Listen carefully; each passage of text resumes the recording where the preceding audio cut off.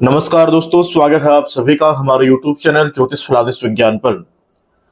वेद पठन पाठन कार्यक्रम से संबंधित एक बहुत ही महत्वपूर्ण वीडियो को लेकर के आप सभी ज्योतिष प्रेमियों के समक्ष, आप सभी वेद प्रेमियों के समक्ष में उपस्थित हुआ हूं।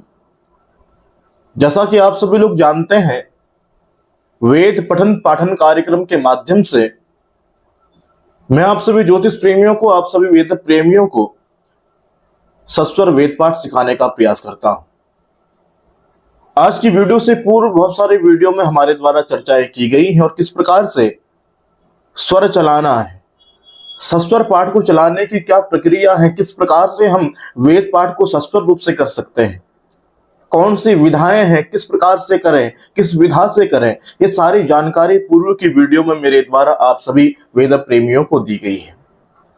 आज की वीडियो के माध्यम से मैं आप सभी ज्योतिष प्रेमियों को जज्जाग्रतो दूरमुदैति इस मंत्र का सस्वर रूप से वेद पाठ सिखाने का प्रयास करने वाला हूं। अगर आप घर बैठे सस्वर रूप से वेद पाठ सीखना चाहते हैं और आपकी रुचि है तो आप हमारे YouTube चैनल ज्योतिष फलादिश विज्ञान को सब्सक्राइब कर सकते हैं। इसके अतिरिक्त पूरे YouTube में आपको कोई भी इतने सरल प्रक्रिया से सस्वर रूप से वेद पाठ सिखाने वाला कोई नहीं मिलेगा। आप लोग इस वीडियो को देखिए, किस प्रकार से हमने सस्वर वेद पाठ को चलाना है, किस प्रकार से हमने सस्वर वेद पाठ करना है। इस विधा को बड़े ही आसान तरीके से, बड़े ही सरल तरीके से मैं आप सभी को समझाने का प्रयास करता हूं। स्क्रीन के माध्यम से आप सभी को मंत्र का अवलोकन हो रहा होगा, जिससे आप सभी को बड़े ही सरलता पूर्वक इस विषय को समझने में बड़ी आसानी होगी, बड़ी सरलता होगी। हर ही ओम मा किस प्रकार से किया जाता है, आज से पूर्व की बहुत सारी वीडियो में मेरे द्वारा चर्चा की गई है, इसलिए ज्यादा समय नष्ट नहीं करेंगे, आएंगे सीधे मुख्य विषय पर। जज्जाग्रतो आप देखेंगे ना जौ स्वर है, ना जा में स्वर है, ना ग्रौ। आप जानते हैं स्वर तीन प्रकार के हैं, उदात्त, अनुदात्त और स्वरित। जब हमारा हाथ ऊपर की ओर होता है तो इसे कहते हैं उदात्त, जब मध्य में आता है तो इसे कहते हैं स्वरित, और जब नीचे जाता है इसे कहते हैं अनुदात्त। अब जिस भी शब्द में यदि कोई स्वर नहीं होगा तो उसे उदात्त स्वर समझा जाएगा। जिस प्रकार से जज्जाग्रतो में स्वर ही नहीं है तो उदात्त, अनुदात्त और स्वरित, इन तीनों स्वरों में से हम किसे माने कि जागृतों में कौन सा स्वर लगा है। तो उदात्त स्वर को पहचानने की यही प्रक्रिया है कि उदात्त में कोई स्वर नहीं होगा और उसके पश्चात बीच में स्वरित में आकर के स्वर रुकेगा। जज्जाग्रतो में आप देखिए, जौ से लेकर के जा पर्यंत कोई भी स्वर नहीं है, फिर ग्रौ में आकर के स्वर लगा हुआ है। तो हमारा हाथ कैसे आएगा, तो ऊपर से जज्जा, यहां तक ऊपर ही रहेगा। जज्जाग, जा के आगे एक गौ है, वहां पर भी कोई स्वर नहीं है, तब तक हमारा हाथ कहां रहेगा, तो हमारा हाथ ऊपर रहेगा। फिर उसके पश्चात ग्रौ में स्वरित स्वर है, तो स्वरित स्वर में हमारा हाथ कहां पर आता है, तो मध्य में आता है। आप सभी लोग देख रहे होंगे, जौ में स्वर नहीं था, जा में स्वर नहीं था, तो हमारा हाथ कहां रहा, ऊपर रहा। तो उसके पश्चात ग्रौ, इसमें हमारा हाथ आएगा मध्य में। उसके पश्चात तो में भी कोई स्वर नहीं है, तो जज्जाग्र, यहां तक हमारा हाथ मध्य में रहेगा। उसके पश्चात दू में स्वर है, तो में स्वर नहीं है तो मध्य में ही रहा। तो उसके पश्चात दूरमुदैति में लगातार चंद्राकार चंद्राकार की स्थिति है।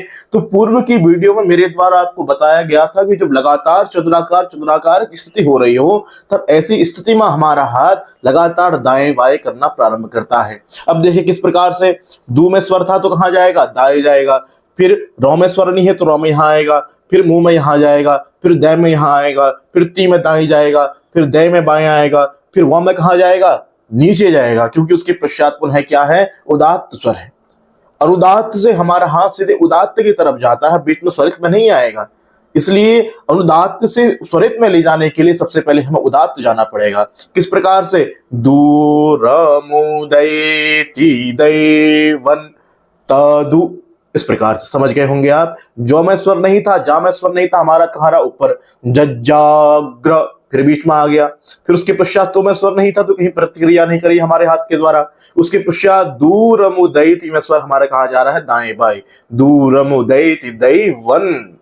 और एक बात का आपने ध्यान रखना है कि यथा वाणी तथा पाणी, जिस प्रकार का स्वर अपनी वाणी के माध्यम से आप लगा रहे हैं, उसी प्रकार की प्रतिक्रिया आपके हाथ के माध्यम से होनी चाहिए। इस बात का ध्यान, इस सूत्र का ध्यान आपको अक्षर से रखना है। उसके पश्चात देखो, आप सभी लोग यहां तक सीख गए होंगे। उसके पश्चात फिर लगातार चंद्राकार की स्थिति है। कैसे, सुप्तस्याता थई, तो सु में कहा गया, तो दाएं गया। फिर तो में यहां आया, फिर यो में यहां गया, फिर तो में यहां आया, फिर थ में नीचे गया, फिर व में ऊपर गया, फिर ती में बीच में आ गया। उदात्त, अनुदात्त और स्वरित को समझने का आपको एक अक्षर दिखाता हूं, जो सुप्तस्य तथैवैति। थई में क्या है, नीचे गया है, फिर वै में कोई स्वर नहीं है तो ऊपर आ गया, फिर ती में क्या है, स्वरित है। तो यही उदात्त, अनुदात्त, स्वरित है। अगर आप इसको बड़ी श्रेष्ठता पूर्वक समझ लेते हैं, सरलता पूर्वक समझ लेते हैं, तो आपको सस्वर रूप से किसी भी मंत्र का वेद पाठ लगाने में कोई भी समस्या आने वाली नहीं है। आशा है आप सभी लोग यहां तक सीख गए होंगे। आगे है दूरंगमं ज्योति खांग ज्योति। तो उसमें देखिए, दू में भी चंद्राकार, नौ में भी चंद्राकार, अंगों में भी चंद्राकार। जब ऐसी स्थिति होती है, लगातार चंद्राकार, प्रत्येक वर्ण में चंद्राकार आ रहे हो, तब ऐसी स्थिति में जो अंतिम वर्ण है उस पर हमारा हाथ प्रतिक्रिया करना प्रारंभ करता है।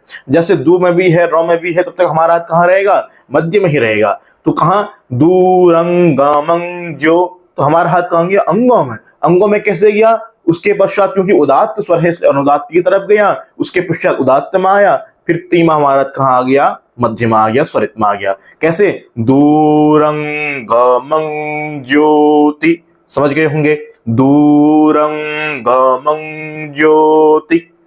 तो जहां उदात्त है, जब तक उदात्त में हाथ रखना है, तब तक उस स्वर के माध्यम से भी आपको अपनी वाणी के माध्यम से दर्शाने का प्रयास करना चाहिए। तो दूरंगमं ज्योति, यहां तक समझ गए होंगे। फिर उसके पश्चात क्या है, खांग ज्योतिरेकं तन्मे मनः, लगातार चंद्राकार की स्थिति। तो खा में हमारा कहां जाएगा, दाएं जाएगा, यो में बाएं आएगा, फिर ती में दाएं जाएगा, फिर रे में बाएं आएगा, फिर कौ में दाएं जाएगा, फिर तो में यहां आएगा, फिर मे में नीचे जाएगा। समझ गए होंगे। इस प्रकार से खांग ज्योतिरेकं तन्मे, क्योंकि उसके पश्चात में के पश्चात क्या है, उदात्त स्वर है। तो अनुदात्त से हमेशा हमारा हाथ ऊपर की तरफ जाता है, उदात्त की तरफ जाता है। दूरंगमं ज्योति, ये समझ गए होंगे आप। उसके पश्चात तन्मे मनः, और जब कोई विसर्ग को दर्शाना है तो इस प्रकार से विसर्ग को दर्शाने का प्रयास करना चाहिए।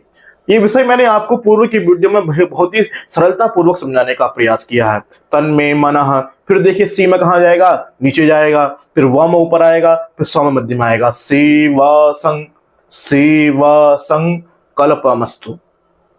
आशा है कि आप सभी लोग इस मंत्र को बड़े ही सरलता पूर्वक समझ गए होंगे। तो दर्शकों, आज की वीडियो के माध्यम से इस मंत्र को बड़े ही सरलता पूर्वक समझाने का प्रयास मेरे द्वारा किया गया है। अगर आपको ये वीडियो प्रियकर लगता है तो हमारे यूट्यूब चैनल ज्योतिष फलादिश विज्ञान को सब्सक्राइब करना मत भूलिएगा। पुनः उपस्थित होंगे नए वीडियो के साथ, तब तक के लिए धन्यवाद।